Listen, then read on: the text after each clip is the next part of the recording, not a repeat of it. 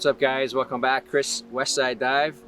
Glad you made it back. Glad to see you. So today I just kind of want to go over the spear gun, and could be your first, and there's kind of lots of features to think about. It has a front, a middle, and a back. It's kind of like what I usually tell people. To kind of break it down, I'll start with the back, and obviously you have your handle and your butt. The handle's obviously where you're going to be grabbing the spear gun to point and shoot and to maneuver around. To actually load the spear gun, the easiest is to use this butt part. We'll show you how to do that in a little bit. The next feature from the back, moving forward, is most spear guns will have a kind of a safety where you can lock the trigger, the shaft will stay in, you won't be able to shoot it. There's different types. This one kind of just pushes in and out.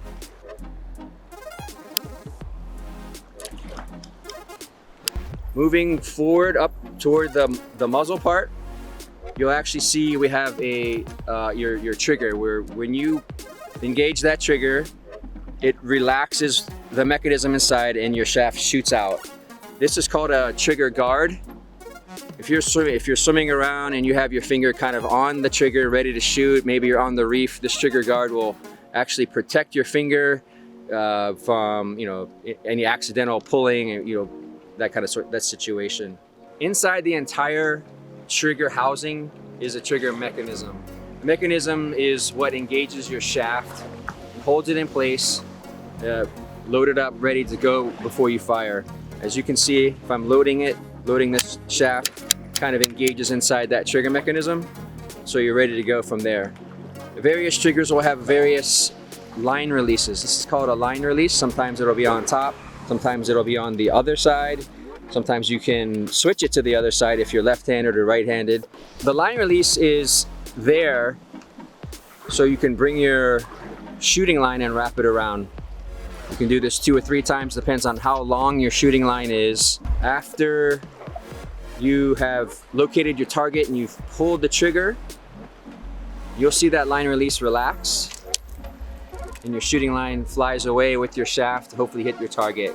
As you guys advance to your spearfishing journey, you'll probably get to that level. You want to shoot bigger fish. You'll probably want to have a reel attached to your gun. You've probably seen that. A reel actually it adds more line to your entire setup. You shoot that big fish, it runs away. You can get to the top while the fish is still connected. You can just kind of hand line that thing up. Most guns will have a section for spear gun reel mount. We'll have various reels where you can mount to various guns, kind of different combinations. But this reel, as you can see, has this mount where we can slide a reel on and off. So you don't need that right away, but eventually you'll probably want to upgrade to that. Moving down the spear gun, as you can see, we have the long barrel part.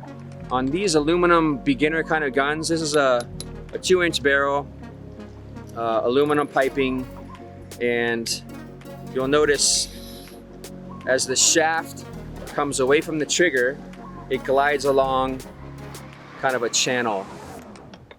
And that's basically to keep everything nice and straight and going towards your targets, which is exactly what you want. You want to hit that precision point. If you guys can see, nice defined channel for the shaft to lay as it flies out. The beginning of the spear gun, or the front part, is called a muzzle. This is what we call an open muzzle. There's a closed muzzle, there's roller muzzles. We can get into that in another video. This is your basic open muzzle setup, which is the easiest for a beginner getting into spearfishing. This particular muzzle actually has enough room for 2 spear gun bands of various lengths and thicknesses. It's easily put through there and tied up. Last piece of this puzzle is your shaft. The shaft is what when you pull the trigger, it flies out from the gun toward your target. Most shafts will have kind of a notch or a shark fin, we call these. This is where the wishbone, the rope part of your spear gun rubber will engage and load into. You can see this section here has the actual monofilament shooting line attached to it. We can attach it at various places. Here we have a hole in the back if you want. Sometimes there's multiple holes if you just want to keep it further away from the back. It just depends on your preference there.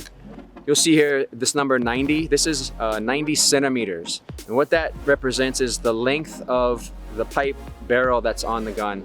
It comes in different lengths. There's 100 up to 130 or 140, down to even like a 50. So the smaller the number, the smaller the gun to shoot smaller fish. This little rubber piece here, we call this a spear gun bungee. And what that is, it just keeps this shooting line nice and tight to your spear gun. I call this a Hawaiian flopper. Some people call it a Tahitian flopper. But basically the purpose of this flopper, and it's actually a little bit loose. We like it to kind of be a little bit tighter. Not too tight, but just tight enough to where it'll stay kind of put. But the reason for this is when you hit a fish, you actually want that flopper to open up, and hopefully your fish is beyond the flopper so it won't be able to get away. Crucial piece of spearfishing here, this little piece right here is a flopper.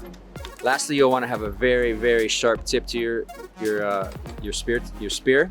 There's various tips you'll see out there. This is your basic pencil point sharp tip. There's tri-cuts. You'll see different cuts of this. Some will be a little bit further back. That's just a preference that you can develop along the way. That's basically it, guys.